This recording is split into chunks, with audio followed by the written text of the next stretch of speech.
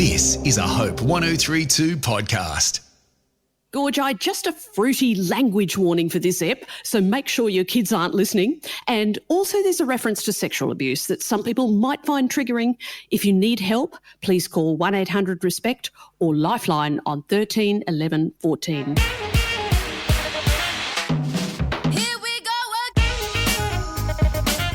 To She Wasn't Born Yesterday for women who are 40 plus fabulous by the Empty Nest Chicks. I'm Janet Evans, ex-M&T Saatchi advertising creative, who have won numerous radio and TV awards. Not that that'll affect us because we're doing a podcast.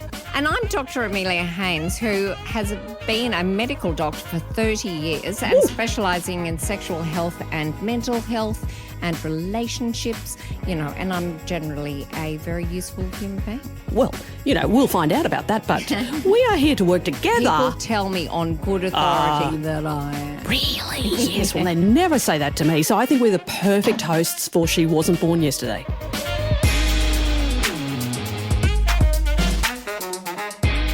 Gorgeous Dr. Amelia, today we have an episode that's called At Your Age.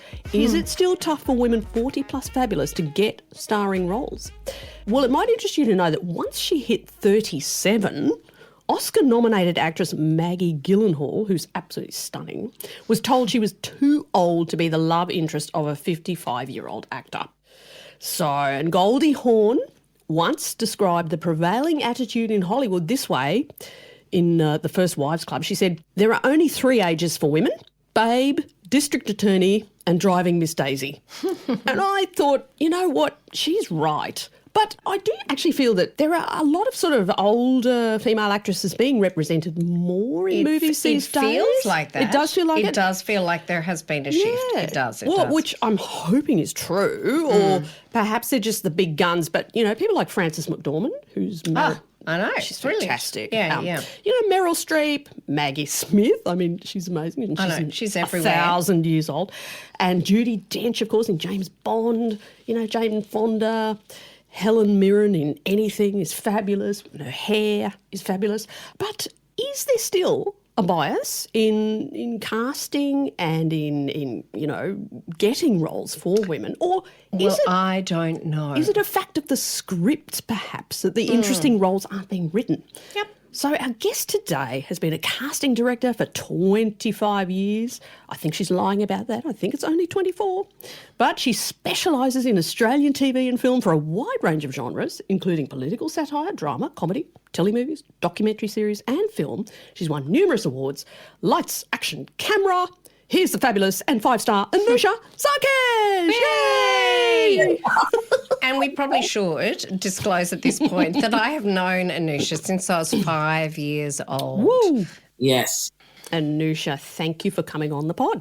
Well, thanks for inviting me, ladies. And it's a big question, women in film and television and how they're perceived. Being a feminist and have been sort of quite loudmouth kind of, it's obviously an area that I feel strongly about as well as sort of, obviously cultural diversity and inclusion on screen as well. So I think women, it has changed and it's definitely shifted. Am I raving on about this now? I think things have changed dramatically.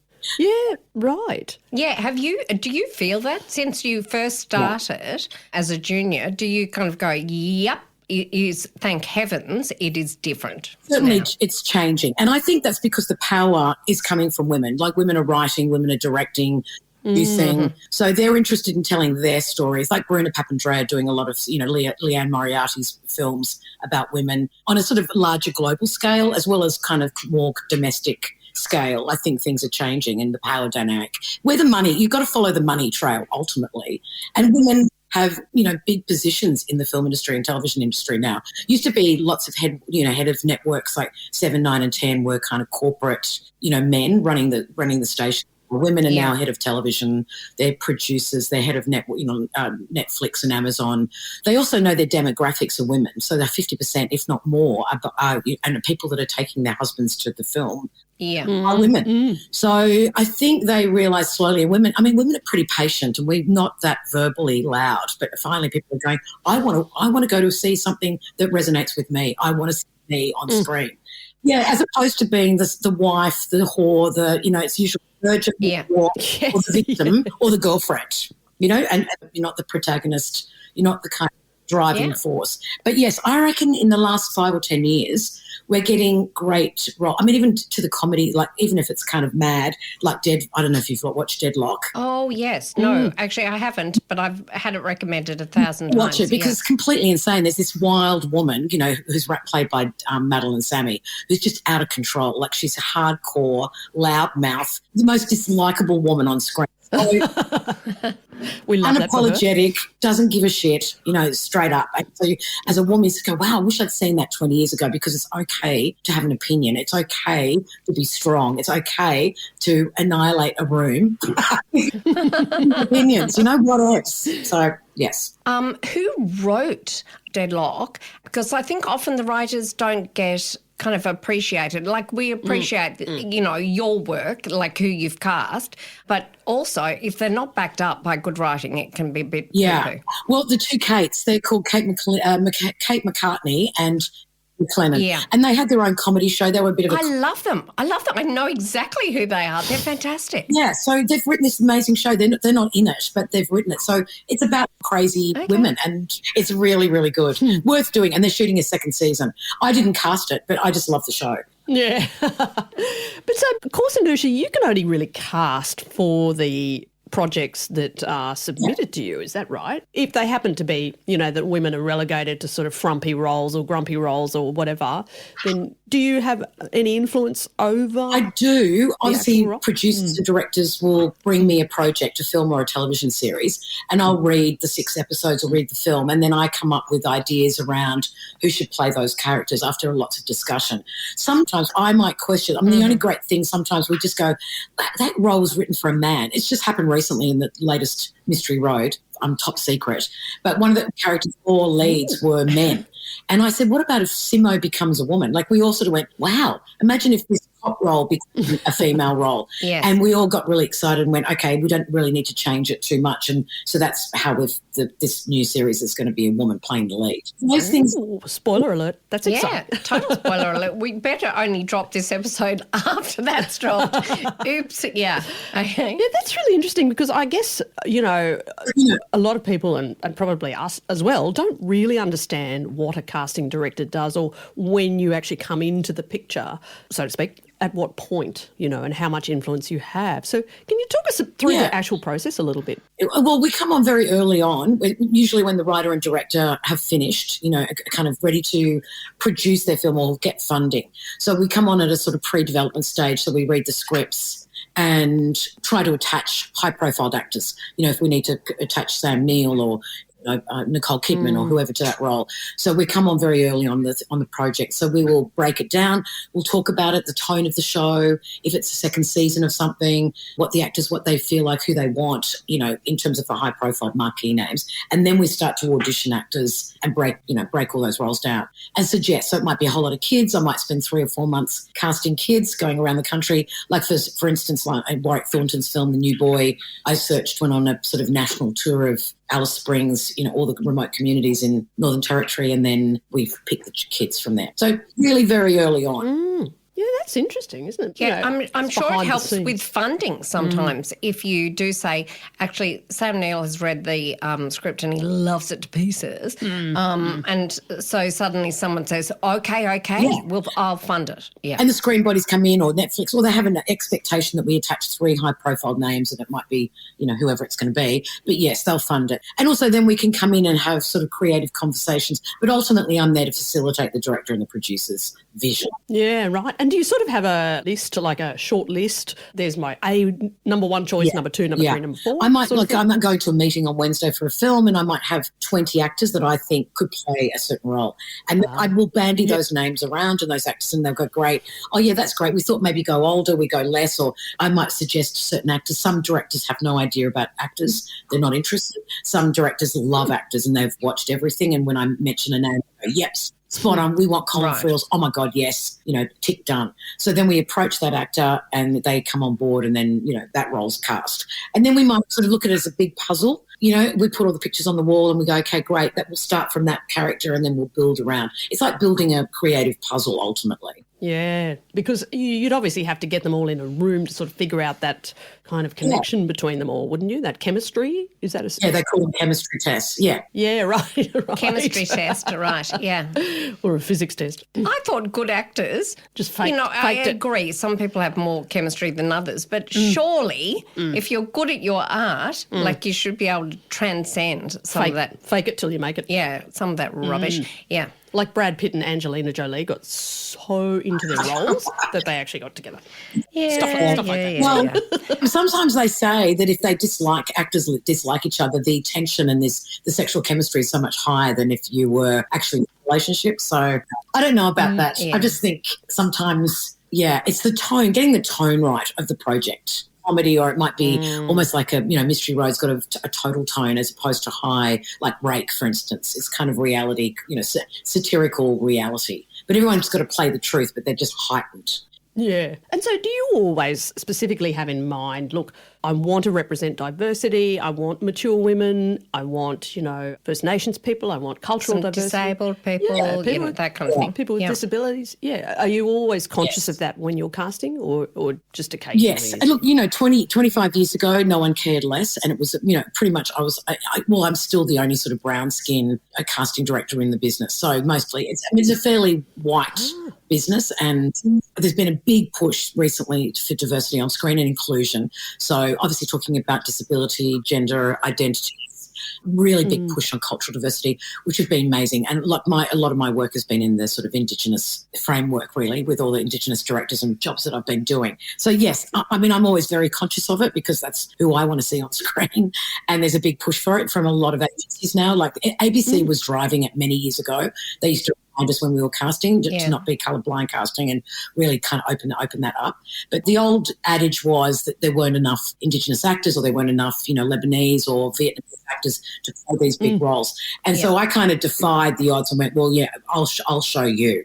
Yeah, good on you, because you are a bolshy human and very handy, very, very handy. And because I've always felt really sorry for people who were Lebanese or, I don't know, from Iran or wherever, and they were cast because they were, for want of a better term, tinted in some way.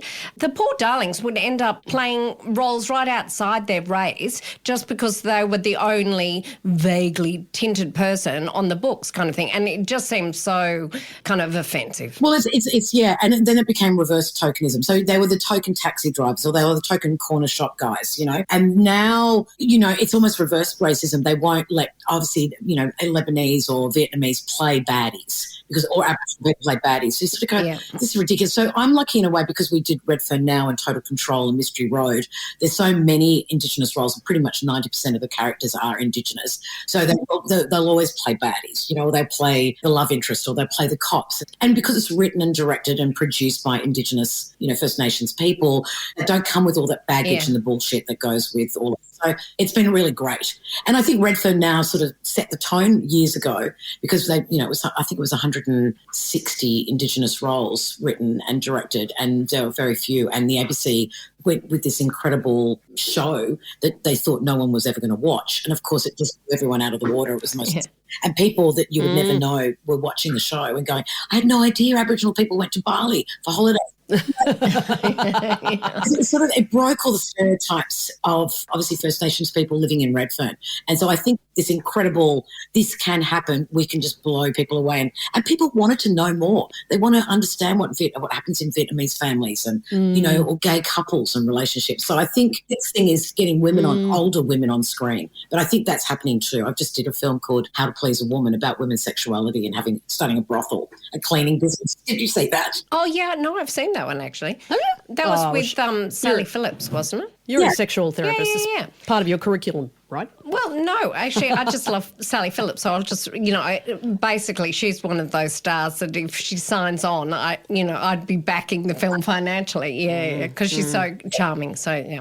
One thing I love about older Indigenous women is like the aunties, they are just so amazing. Like you hear them speak and they get interviewed and all of that and you go like, wow, you're a really interesting character. And wise and strong. Yes. I mean, I think that's why Deb Malman woman's become this household name. And she's now leading, obviously, Total Control. She's the star of the show. Oh, wow. So I think these women have become almost like After the Party. I don't know if you've seen that with Robin Malcolm, set in New Zealand, about a woman who's divorcee, who's left her husband, and it's all about she feels that her husband has molested one of the kids at school. But it's an incredible show. You should watch it. Incredible. She's playing the lead. But it's a slightly flawed woman in her 50s, like Deb Mailman's character too, a flawed woman who wants to change and kind of – so it's just a fine line. I mean, you can't be perfect, but I think there's more of those shows happening. With real people in them, basically. Yeah. Real and humans. They're not people that are kind of dull or neurotic. I mean, slightly neurotic, but more powerful than anything. There's women role models. I mean, one of the great things about Deborah Mailman, right from the beginning in The Secret Life of Us and everything, was that she was just a character like anyone else. Like she and Claudia Carvin were equally kind of involved in romance and so forth. It wasn't because she was Indigenous that she was in the cast. Exactly. And I think Leah Purcell's similar. She's a powerhouse, and I think, again, it's Drover's wife. But she wrote that, produced that, starred in that film. And, it was a play, and then she became, obviously, got the film, leading the film. So I think that's happening more and more often for women. I mean, not that I'm saying it's perfect by any means. No, it's not. I think we still see far more women represented and being paid equally and, feel strong. Who do you think is doing well worldwide, Noosh? I often watch, British shows, and they seem very, very forward on this whole cutting through who they cast, like with disability and so on. They just cast away, and it's got nothing to do with the fact that you're disabled, that you got this job in, a recurring character and you happen to be disabled. No, and I think it's just been a big push, and they're leading the way, which is great because that's all happening here now. Like this is the new cultural diversity sort of here and in everyone's face. A bit like what Bridgerton did. Bridgerton, I think, took it one way, like casting. I found it a bit hard to take, sort of historically not accurate, but obviously. Yeah, I know. Actually, to be perfectly honest, I found it really hard to take. Wanting to watch The Crown, or Downton Abbey, for instance, is a difference, but of course very white. Yeah. So I think, you've got to kind of go one way, swings really, the pendulum that far. It all sorts of itself out. But the UK have been leading the way in terms of disability and gender representation for a long time, I think. But it's happening here. It's definitely on lots of diverse and inclusion bodies and committees and disability has become the next thing. And it's just difficult because people with different disabilities in terms of being hearing impaired, vision impaired, wheelchairs, autism, it's expensive because they need support. Productions don't have they're bleeding anyway, so they're always complaining about budget. So I think it's working out how we can factor in more money to support a disability. And also having consultants. You just can't write a script and go, okay, I'm just going to write this about a deaf person without actually having someone who's, lived experience and is a consultant or a writer on the show. So I think slowly people are funding, again, follow the money. The screen bodies are actually investing in drafting and developing those projects. Which is excellent.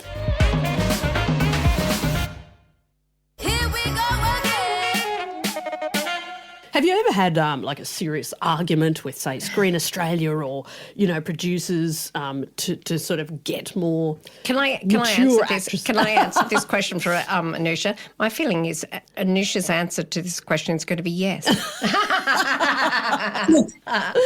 us about it, Anousha. I've been a hot-headed person for a long time.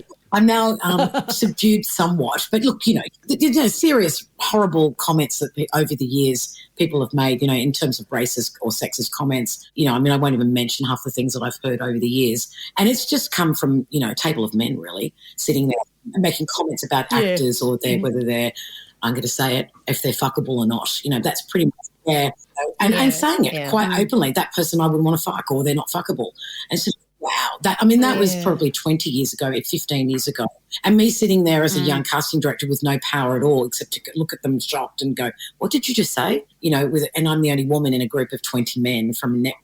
Sort of go, you can only sit there. You can either walk off the job, which has happened before, or you sort of sit there and go, okay, wow, I need to infiltrate from within somehow, Look, those days are long gone. It's a bit like the, Me Too kind of movement. We all put up with so much crap. It's unbelievable how much crap we put up as women. And so now I think men thinks twice about saying that too, particularly older women, sitting on a table, they're very reluctant to make any comment. They're a bit nervous now, which is great. And I have to say most producers are women. So it's really refreshing when I go into a meeting and pretty much most of the people sitting at the table are women and directors are women. That must help. Yeah, well, we just cut through any of the kind of ridiculous comments that men make about something about a woman's role or a character flaw. It just means we can talk in shorthand as opposed to have to, explain ourselves or be mansplained back about why they want that actor. I might say that scene seems gratuitous. Like I just worked on a film where there was a scene where a woman had to be undressed, and I said, why? Why is it relevant to the scene? It's your film. You can do whatever you want, but I think you might be eaten alive later because there's no relevance to it, and it is quite gratuitous with men ogling over a woman who's stripping, and he had to argue the point and why he wanted, but it went on and on and on, and I think the costume designer said the same thing, and someone else said the same thing. In the end, he still did it, and the film, I think, possibly repelled people of that particular women, mainly, yeah. Yeah. Actually, how did you feel in the casting world when the Me Too thing really got kicking along? How did you individually kind of feel about it? Did you think this is actually going to be a disaster, or did you think actually finally? Yeah, finally. Well, finally was great. I think, it was kind of great. And I felt quite moved that it had such momentum and every woman online was going, me too, I felt this, and then told their story. And I thought, oh, my God, I've got daughters of my own that are having their own experiences. And we could all actually openly, all the fear of getting in taxis and every experience that you had sort of just basically kind of pushed out of you to various degrees of comments made or whether you were sexually assaulted. And particularly in our business where those kind of parameters push into a different, things that it gets a bit murky in our business because you're acting and you're playing and things are, and actors felt, unfortunately, like doing like Craig McLachlan on Rocky Horror Picture Show, where the show is actually quite sexual, you're playing a character, how much the boundaries, you weren't raped, you were touched inappropriately. I mean, there's certain boundaries and you sort of go, our business is very much murky waters. There are some people that are just serial offenders and there are people that you kind of just, everyone gets a bit naughty sometimes and they're a bit cheeky. Our business is a bit like that. So, yeah, it's interesting. The right people got caught out and then some people I felt were victimised, maybe they were kind of thrown under the bus unnecessarily. So, yeah, it all washes out in the end and I still think we've got a long way to go ultimately. I don't think it's changed men's behaviour completely at all. You're still talking about like Brittany Higgins and, you dress this, you had too many drinks and those things still happen. But our business, it's a bit tricky. Because you're acting it out and you get excited and then, inappropriately touch each other. And now there are intimate coordinators. There's people that actually come in as a third party to go, you can put your hand there and you can do that and you can blah. It's not an organic situation anymore. I was going to say that must be so incredibly difficult, though, for actors of any gender. Like I'm just sort of thinking that's incredibly because it means you have to double think rather than letting the acting kind of, flow much more. Yeah, like I just feel like, wow, that must be really hard for them, actually. That's why they get paid the big bucks. And look, I suppose it protects a lot of people. And also sometimes it goes too far. People can get offended by just about anything now. Like, so we're all offended. And I'm not justifying it by any means. But I think it's, sometimes you just, I just picking your moments to be offended. Yeah. So, Anousha, is there anyone that you, just absolutely refuse to cast because you just can't stand it? Does that ever come into play? Hey, guess what, Anousha? You don't actually need to answer that question if you don't. No, she doesn't. Yeah, I wouldn't. And it's unprofessional. Yes, you can't do. I don't have it. I wouldn't say it because also it looks unprofessional. If I go to a meeting and I have it in then they look bad when they say, oh, what about that actor? And I go, oh, yeah, I forgot to leave them off the list because I can't stand them. No, it's not. yeah. No. We are not going to push Anousha. Refreshingly honest. Mm-hmm. But so what are some of the highlights of your casting career? So it's been a long one. Are there any particular things that you're just a very, very, really very proud old woman? Anousha, it's been a long. Yeah, but look how young I look with my new bangs. Yes. Look, I'm lucky because I've travelled around the country. So I suppose the job that I loved the most recently was doing High Ground, which was in Arnhem Land. So I spent a few months in Arnhem Land, all the way from Darwin, Jabiru, West Arnhem Land, and then I went over to Nullarbor and Yukala and Elcho Island and Maningrida, all of those remote communities, and casting real actors for that film, for High Ground. So we were sort of choppering in and small planes into these amazing communities, and they were closed communities, so they hadn't seen people like us ever, and so especially going, hi, we're making a film. Can you want to audition for these roles? Yeah. That experience was quite extraordinary. And I was with a beautiful elder man called, traditional owner called Widiana Marika, who was in Yossi Indi. So he's a incredible Bilma plays clapsticks, and he's just a gorgeous man. So, yes, we travelled around like the director, me and Widiana for 2 months. That was extraordinary. That was great. Doing Mystery Road every time is great. We'll go to Broome and Lombardina, and we'll go to the Cape Leveque, and this time we're going south of Perth. So I'm really excited about going down to Way or Kununurra. Then I'm in Alice Springs a lot. It's just incredible people that I'm meeting. So that would be my highlight. Yeah, that's awesome. Is there any sort of age barrier to when women might start to want to get into acting, for example? If I'm 50, can I just go to NIDA and just, Are you thinking of... I'd like a career change. Would that be all right? Change career. Okay. What sort of role do you think I could get, Anousha? No, you're certainly not going to go to NIDA. Actually, NIDA always keeps saying they want to take older actors. They do, more mature actors. No, you can start acting whenever you want. Like you literally stop and say, yeah, I'm going to start acting, but there's unemployment, massive unemployment in our industry. Most people 10%, work consistently. So I wouldn't recommend it to anyone. Don't do it. Yeah. Otherwise you'll end up in commercials, which is what I write. So, maybe I should change my attitude to representing women in commercials. Anousha has cast, absolute thousands of commercials. Yes. So, that's where your bread and butter is. That's where most actors' bread and butter is. Or doing voiceovers. You've got a great voice. You girls could do voiceover work. Yeah. Yeah, exactly. Anousha, darling, you don't need to be nice to us, despite Janet's, kind of diving in there and trying. Mind you, can I also say, Anousha has this great little party game that she's able to do for complete losers like me and my husband, where she can say to her, if you're going to cast my biopic, which actor, living or dead, would you cast to play me? And so Greg, and a lot of people will know him who listen to this. So I would say... Greg, my husband. Just to interrupt, I would say Denzel Washington, straight up. Yeah. Anyway, Anousha said William Hurt or... and Greg has never forgotten nor shut up about it. He's so happy. He was so flattered. He was completely happy. What about you? Who was your, actor? Actually, I was very flattered too. My one is a dead actor, as William Hurt is now too. But Katharine Hepburn, thank you very much. Really? Yes. I'm going with that. I'm sticking with it. I hope Anousha I say Katharine Hepburn with Elizabeth Taylor, because your hair's got Elizabeth Taylor. Yes. Very glad. I am staying with those ones. Thank you. What you. about me? I think Angelina Jolie and me, would be perfect. But Janet, you're right. You're writing advertising scripts, so you obviously are well aware of the cliches and stereotypes women are playing all the time. Actually, it went the other way at one point. There was like the dad was the goofy, silly guy, and it's kind of like, oh, really? I think So I think the pendulum's kind of swinging all over the place, but. Yeah, you try. Which is good. We want the pendulum to swing all over the place. We like a swinging pendulum. Yeah. They rarely do the gay, like the gay couple or the single mum. Like the advertising world is so far beyond. Like they haven't caught up yet. That's for sure. Yeah. In fact, there was a study done on that.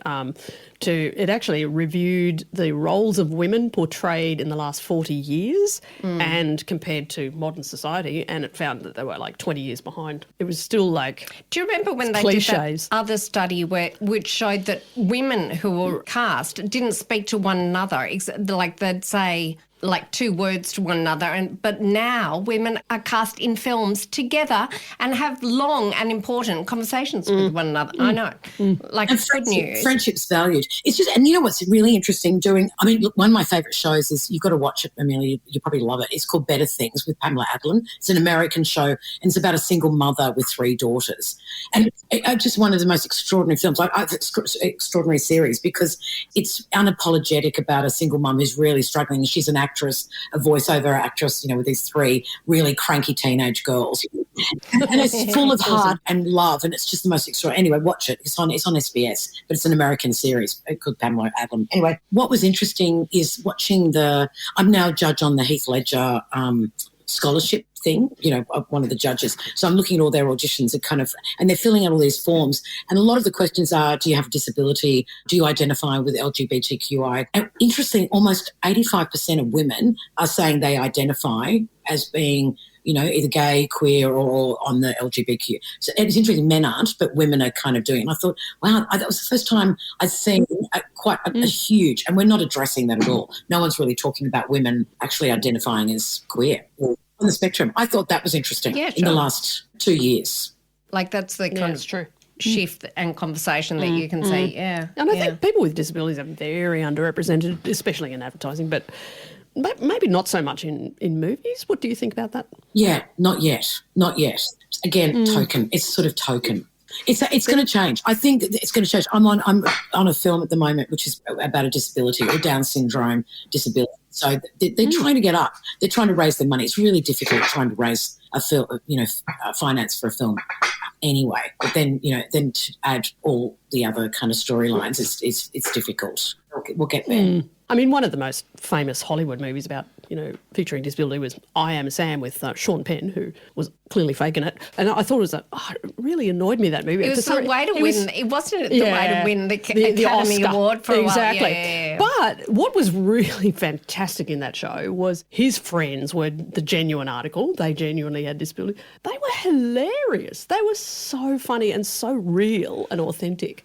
And I thought, wow, why didn't they just cast someone like that? Because Anousha would have. Would have been a woman, and she would have been, on the spectrum, and she would have been a lesbian as well. I think now, you do have to cast authentically. You have to, the lived experience. But it's hard. It's hard. There's a show, what's it called? Michael Theo's, it's playing it. It's on the ABC at the moment, and it's about a guy with Asperger's, older guy with Gia Carides. And have you seen that? What's it called? Theo. I think it's called Theo. Anyway, it's a comedy series, and anyway, it's happening. It's just slow. Yeah. It's slowly happening. But I'm more concerned about older women being represented. Yes.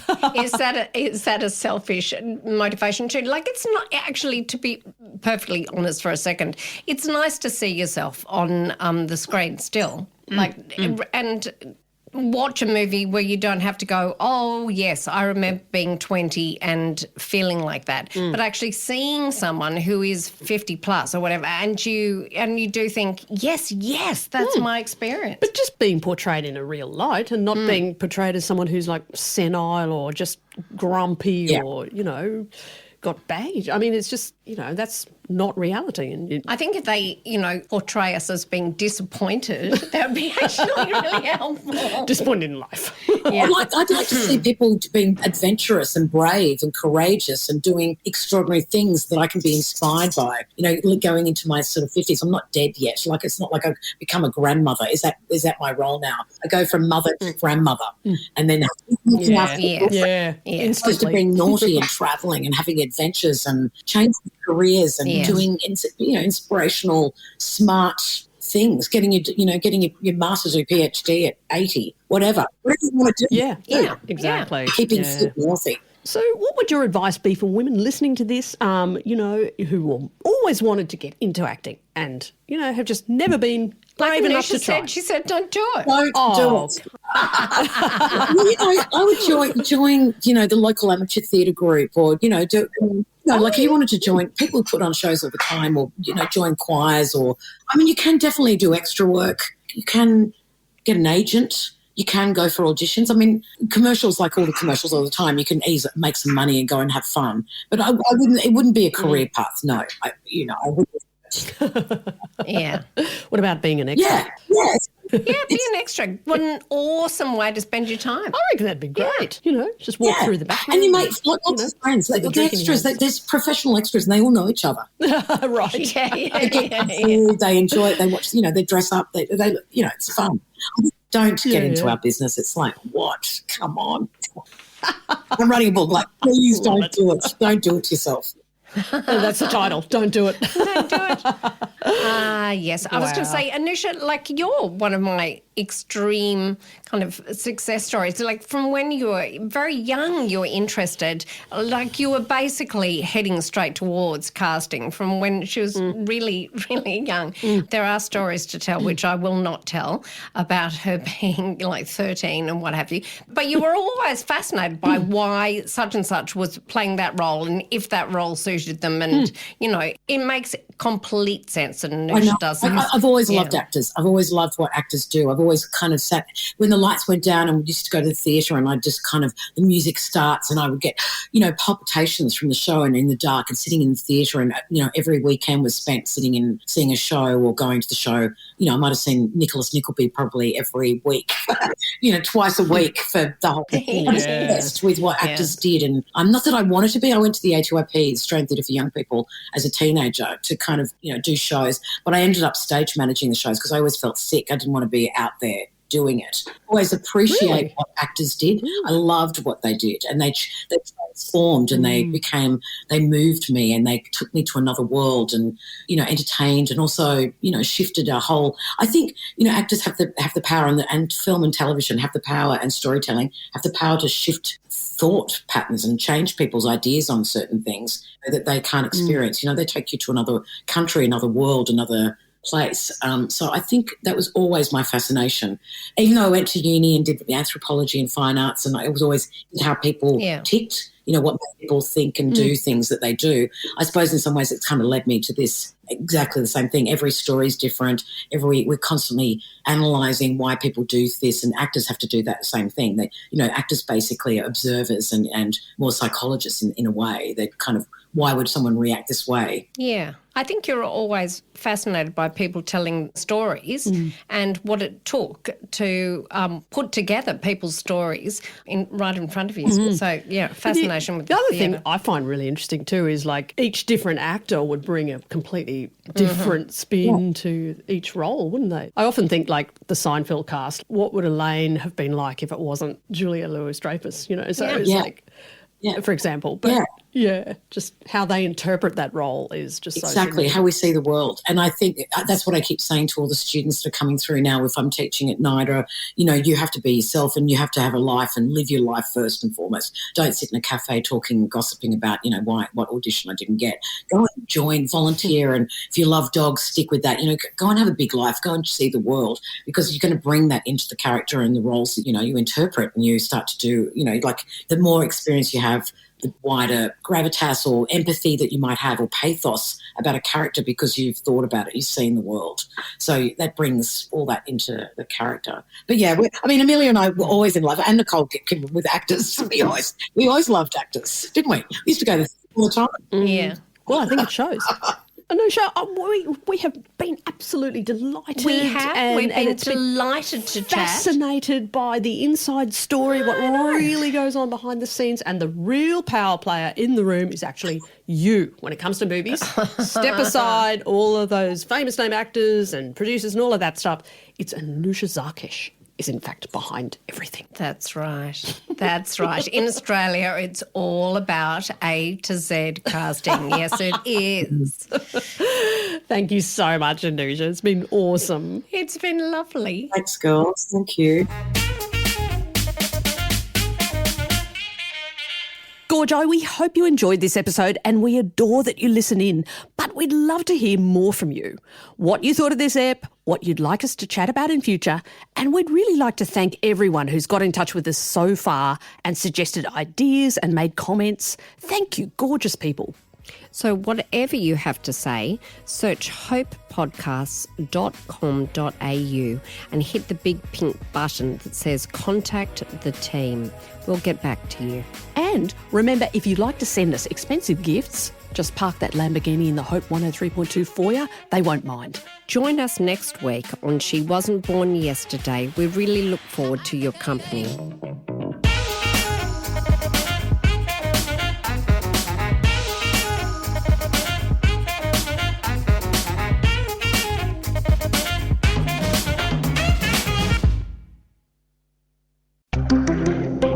Hope 103.2. Thanks for listening.